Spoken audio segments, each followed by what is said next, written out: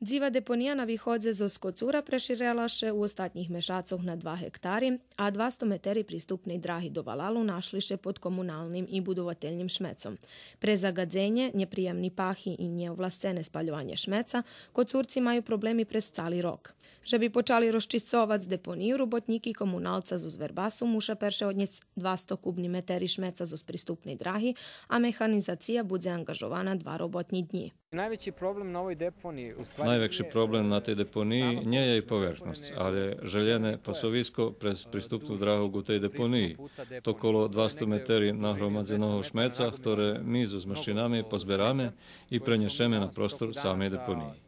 Hoć verbaski komunalac porjadno odvoži šmece zo Zvalalu, zešitskih gazdovstva maju kanti za šmece, na deponiji še u velikih količestvih našol prave komunalni otpad. Mesna zajednica Kocur še namaha odvožic šmece zo tej deponiji keljo može, ali dodatni sredstva za jej rozčistovanje njema, preto jej u tim pomaha opština Verbas, hvaral predsjedatelj Sovitu mesnej zajednici Kocur Stevan Samočeta. Hviljkovo jedini sposob, že bi še zastanovelo širenje dzivej deponiji u Kocure, to intervenciji opštinskog komunalca na každi 2-3 mešaci, a zo mesnej zajednici najavjuju uvodzenje video nadpatranja i vekši kari za njesovisnih pojedincoh i podprijemstva.